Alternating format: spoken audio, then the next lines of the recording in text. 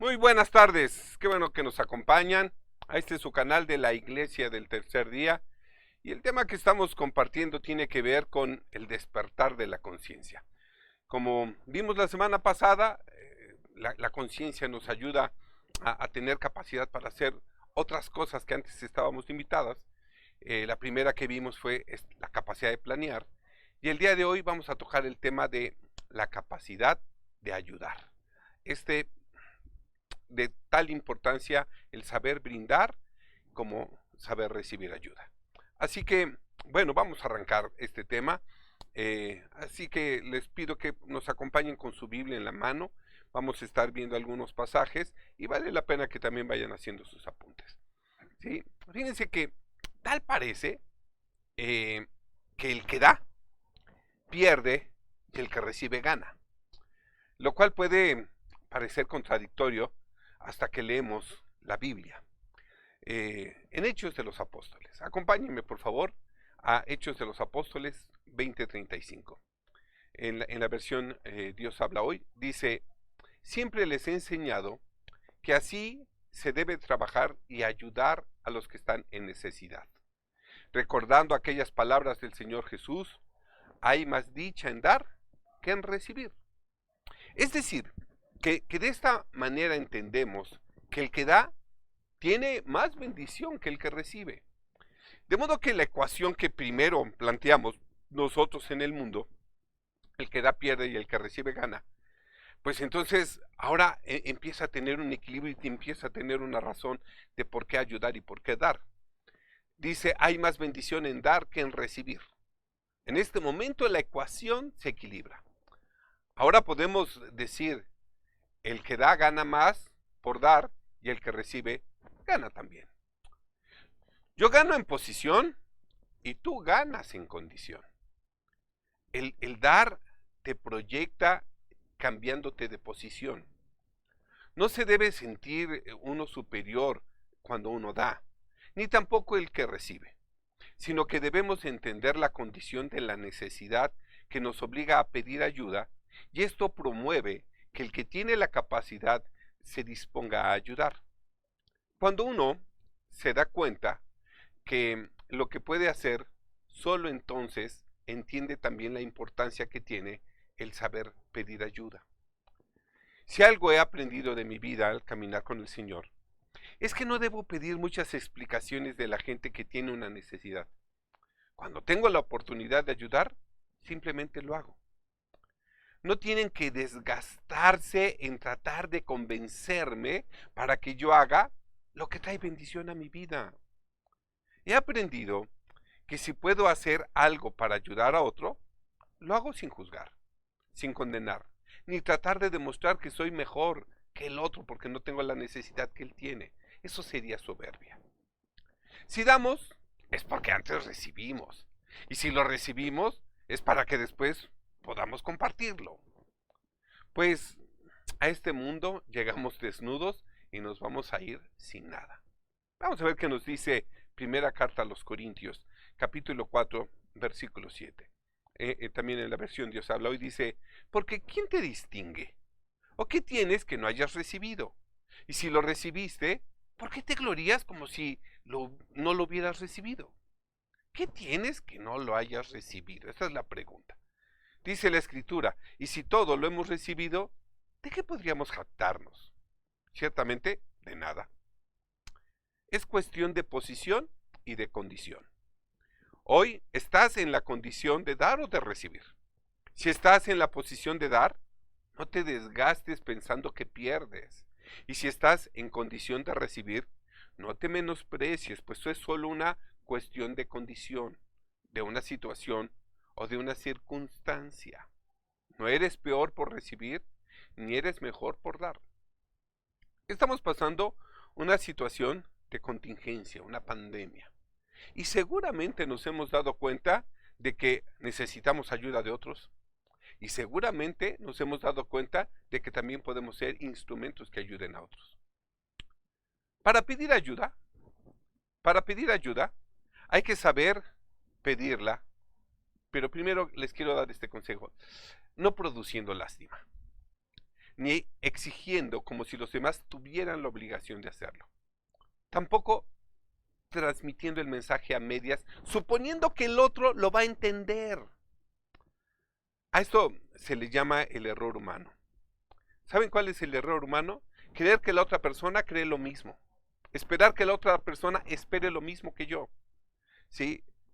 Suponer que la otra persona supone lo mismo. ¿Y qué crees? Ni cree, ni sabe, ni espera lo mismo que tú. Por eso, no transmitan el mensaje a medias. ¿Sí? Suponiendo que el otro lo va a entender. La capacidad de pedir ayuda tiene que ver con identificar tu condición, tu situación, y saberla exponer y expresar a aquellos que te pueden brindar la ayuda. Quiero decirles que tu condición y tu situación no mueven el corazón de Dios. Su voluntad es inexorable. Significa que no se puede chantajear. Lo que mueve el corazón de Dios es tu fe, no tu condición. Saben que muchas personas quieren acercarse a Dios como queriendo causar lástima. No, espérame. Es tu fe lo que cambia, es tu fe lo que promueve que Dios se mueva. Muchas personas dicen, ¿por qué siendo Dios tan bueno permite que haya tanto mal? No, no, no, no, esa no es la pregunta correcta. La pregunta correcta es, ¿por qué teniendo la oportunidad de tener una fe que transforma no la usamos? Dentro del despertar de la conciencia, si algo es importante, es saber expresar, saber dialogar y poder explicar la condición y la necesidad de manera adecuada. Bien dice el dicho, en la manera de pedir está el dar. Transmitan el mensaje adecuadamente, oportunamente. Preparen el entorno, apliquen un protocolo para que puedan transmitir la necesidad con toda claridad. En este proceso de aprender a brindar ayuda y aprender a pedir ayuda, se debe de establecer un compromiso, el beneficio de dar y recibir. En una comunidad, para recibir, hay que también saber dar, para poder identificar en qué posición te encuentras. Consideren esto. No pretendan estar siempre en la posición de solo recibir, porque se pueden convertir en el nodo nocivo del sistema o de la comunidad, y estos nodos son cortados. Ahora bien, cuando uno da, aparentemente pierde, aparentemente, por el simple hecho de que ahora tiene menos. Pero veámoslo como una resortera o como una catapulta, ¿sí? Que la tienes que estirar para atrás, para que vaya ganando en tensión. Y la vas jalando y la vas jalando hasta que llega el momento en que la sueltas. Y entonces el dardo adquiere una fuerza y una velocidad que puede llegar a donde de otra manera sería imposible hacerlo. ¿Por qué? Esto mismo pasa con nosotros.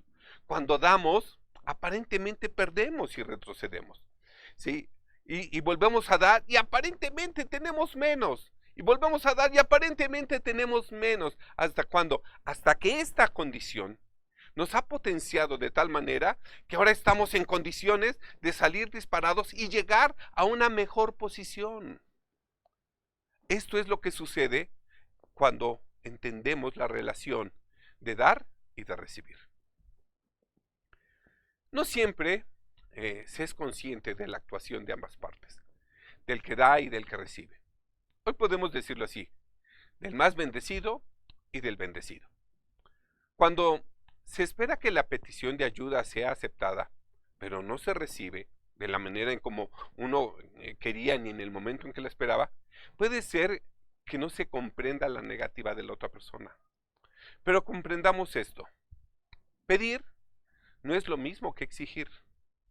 Sin embargo, solicitar cooperación cuando lo necesitamos es parte de nuestra interacción múltiple y facilita también la convivencia. Vamos a Santiago, capítulo 4, versículos 2 y 3. Me voy a permitir leerlo en la versión APA, amplificada, parafraseada y armonizada. Dice el versículo 2. Ustedes quieren algo y no lo obtienen, y están dispuestos a matar para conseguirlo. Desean lo que no es suyo y se arriesgan a la violencia para tenerlo en sus manos. Codician lo que no tienen y aún matan por conseguirlo. Sienten envidia de alguna cosa y como no la pueden conseguir, luchan y se hace la guerra. Sin embargo, no consiguen lo que quieren porque no se lo piden a Dios. No pensarían en pedírselo, ¿verdad? ¿Y por qué no? Porque saben que estarían pidiendo algo a lo que no tienen derecho. Y si se lo piden, Dios no les contesta porque es una petición que tiene el propósito incorrecto de satisfacer una ansia de placer. Ustedes son como niños mimados, cada uno queriendo su propio camino. Por otro lado, es conveniente identificar el estilo que utilizamos cuando pedimos ayuda. Muchos quieren utilizar la lástima para esperar la compasión del otro, mientras que algunos exigen en lugar de pedir. Ciertamente puede haber condiciones de alguna persona que te lastima tu corazón el verla, ¿sí? Y entonces eres movido para ayudar. Ahora, es muy importante que si eso te movió, adelante, hazlo.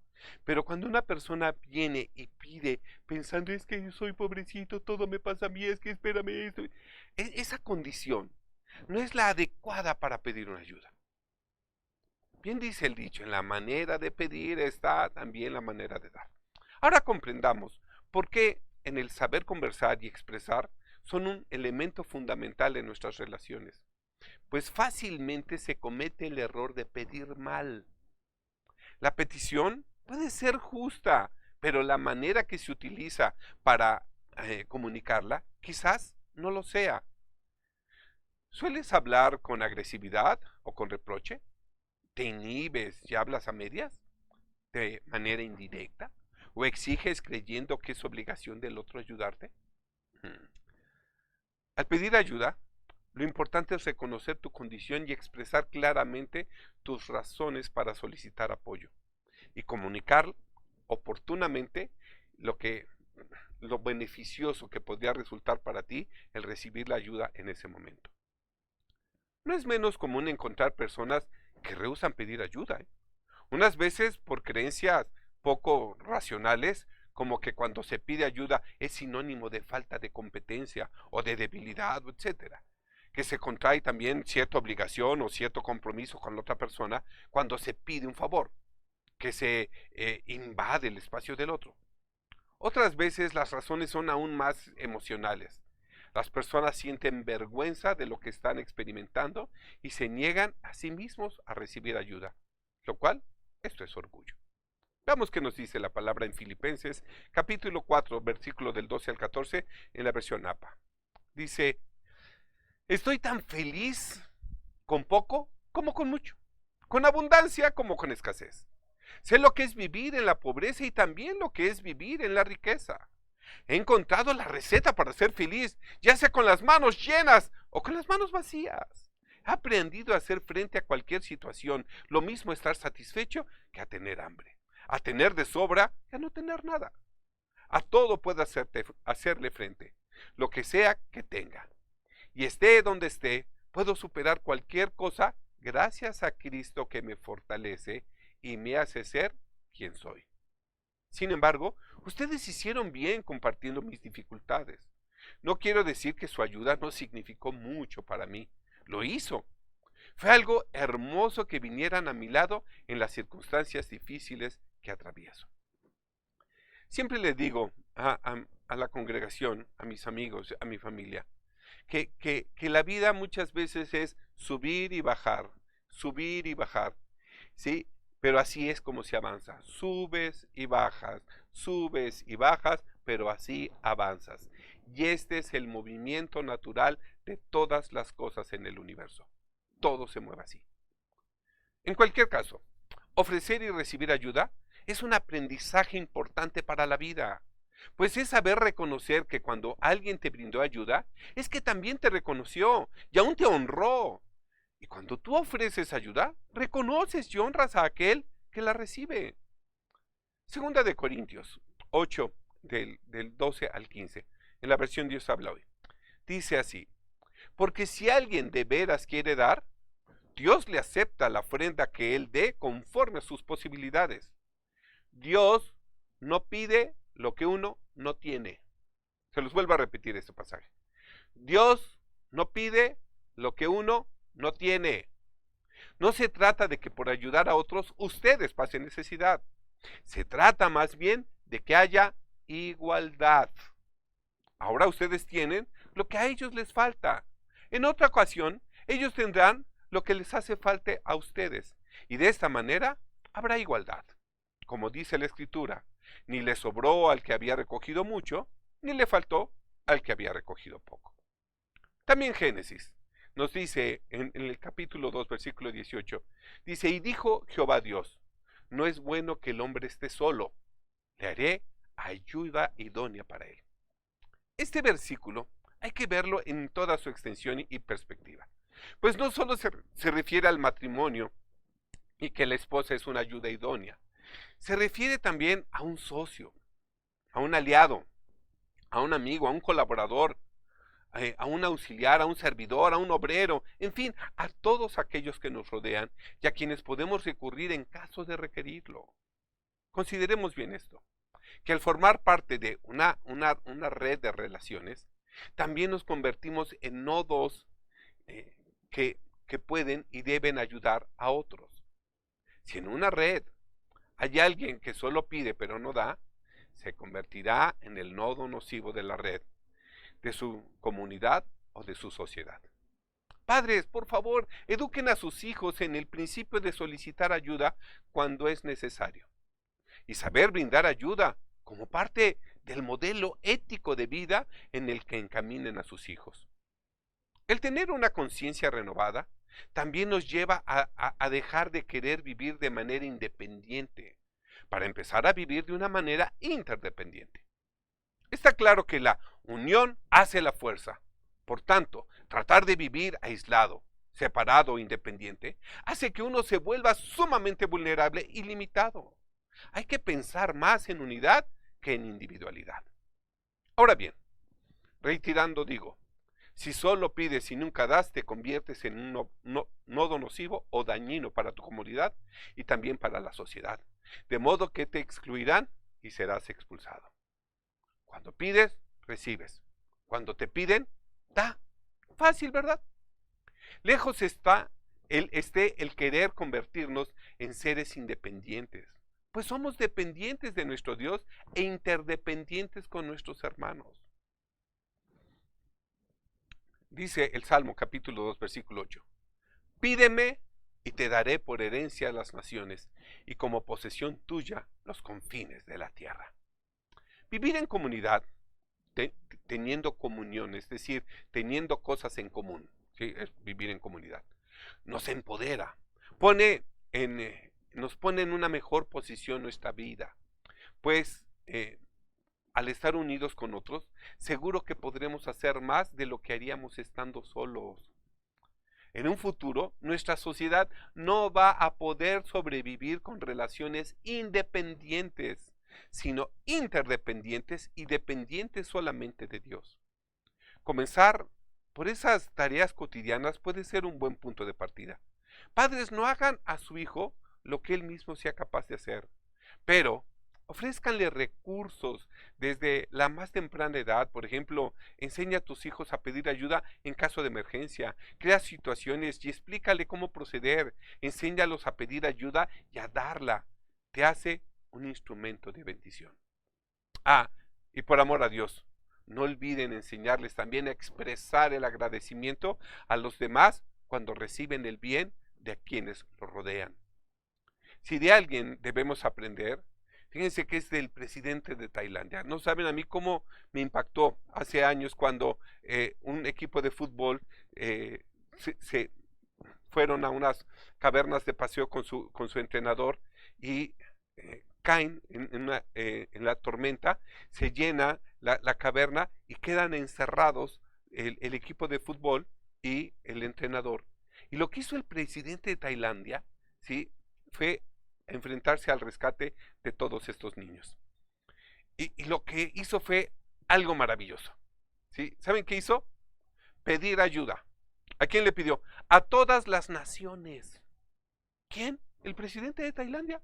Dijo, señores, tengo un equipo de fútbol de niños chiquitos y su entrenador que están encerrados y no tengo la capacidad yo de sacar a mis niños. Les pido que vengan a ayudarme. ¿Saben qué fue lo maravilloso? Que se volcó el mundo entero. No perdió ni un cabello ningún niño ni el entrenador. Todos los niños sobrevivieron, el entrenador sobrevivió. ¿Saben el trabajo titánico que implicó eso? ¿Saben la cantidad de recursos que implicó eso? Y saben, a mí lo que me fascina es que este hombre, como un líder, entendió, esto me supera. ¿Ustedes creen que hubo vergüenza en pedir ayuda? No, para nada. ¿Por qué? Porque esta situación es superior a mí, pero no superior a todos. ¿Quién es un líder hoy? Pues aquel que sabe pedir y brindar ayuda. No es el todólogo, sino el que forma parte del todo. No es el que lo sabe todo, lo tiene todo, lo puede todo. Es el que sabe pedir consejo a los sabios, el que sabe pedir lo que le falta a quien lo tiene, el que hace las cosas en colaboración con los demás. El hombre solamente alcanza el conocimiento con la ayuda de quienes lo poseen y con la ayuda de quienes lo rodean. Este es un principio de vida. Uno debe aprender de los que saben y colaborar con los que pueden. Amados hermanos, tropezar no es malo y caerse no es peor. Pero quedarse en el suelo por no pedir ayuda es inexcusable. Bien nos lo dice la segunda carta a los Corintios, versículo 4, del 8 al 9. En la versión APA dice, así, aunque llenos de problemas, no estamos sin salida. Hemos sido rodeados y maltratados por los innumerables problemas, pero no estamos desmoralizados, no estamos seguros de qué hacer, pero sabemos que Dios sabe qué hacer. Tenemos preocupaciones, pero no nos desesperamos. Nos persiguen, pero no estamos abandonados. Hemos sido aterrorizados espiritualmente, pero Dios no se ha apartado de nuestro lado. Nos derriban, pero no nos destruyen. Hemos sido golpeados, pero no nos hemos roto. Jesús nos salvó para llevarnos a un estado superior, nos hizo iguales a Él y nos hizo partícipes de los dones espirituales y nos presentó al Padre como sus hermanos. El resultado de la salvación es también aprender a dar y recibir ayuda. Cuando entendemos que en la condición en la que estamos necesitamos ayuda, cuando entendemos que solos no podemos, cuando entendemos que necesitamos la ayuda de Jesús en nuestras vidas, entonces habremos entendido el valor de saber brindar y pedir ayuda. Quiero terminar con este poema. Es un poema, se llama La voluntad de Dios. Y dice, la voluntad de Dios y mi voluntad. Cuando la voluntad de Dios es también la voluntad mía, no tengo que abandonar nada porque Él está con todo y en todo. Cuando actúo contrario a la voluntad de Dios, lastimo mi cuerpo, torturo mi vida y enjaulo al pájaro de mi alma. Cuando estoy en perfecta esclavitud de las venenosas dudas, mi voluntad queda vacía de la voluntad de Dios. Cuando soy absolutamente obediente al carácter ineludible de la verdad, me convierto en la voluntad inexorable de Dios. Cuando vivo en la fe, la voluntad de Dios transforma mis sueños terrenales en visiones celestiales. Cuando vivo una vida de orgullosa autoaserción, la voluntad de Dios me olvida, la tierra me odia y el cielo me aparta. Yo rodeo al Supremo con los brazos de mi completa impotencia. Él me rodea con los brazos de su protección, que todo lo ampara. Yo despilfarro sus bendiciones y su compasión. Él cultiva su esperanza en mí y alimenta su promesa para mí. Mi voluntad es la apertura de mi corazón aspirante al Supremo. Medito, no porque quiera que sepa que medito en Él, sino porque quiero poder llegar a recibirle en medida infinita. Durante mi meditación, cuando nado en el mar del amor y la devoción, Él desciende hacia mí. Durante mi oración, cuando el sol de sabiduría y paz amanece en mi interior, Él me eleva hacia sí. Yo oro en silencio, Él escucha en secreto. La llama ascendente de mi corazón se eleva y alcanza el trono de su compasión. El Supremo jamás me pida que crea en Él antes de haberme dado evidencias infinitamente más de las necesarias sobre las que yo pueda fundar mi fe implícita. Si quiero dudar de Él, también me ha dado abundantes oportunidades para hacerlo. En verdad, aquí reside la magnanimidad de su luz, de su compasión por mí. Mi voluntad y la voluntad de Dios. Cuando mi voluntad es aprobada por la voluntad de Dios, mi corazón tiene una constante dicha interna. Y más aún, cuando mi corazón obedece sin reservas y de todo corazón a la voluntad de Dios, y yo la acepto como mi propia voluntad, la alegría infinita crece dentro de mi corazón y la alegría eterna fluye a través de mi corazón. Este es un poema de Cantos del Alma.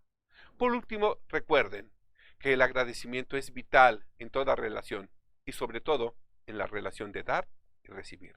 Así que no me resta más que decirles, sí, que el Señor los bendiga, que el Señor los guarde y nos dé siempre buen éxito en esto que emprendemos. Amén. Y no se les olviden. Amén. Esto se los dejo de tarea.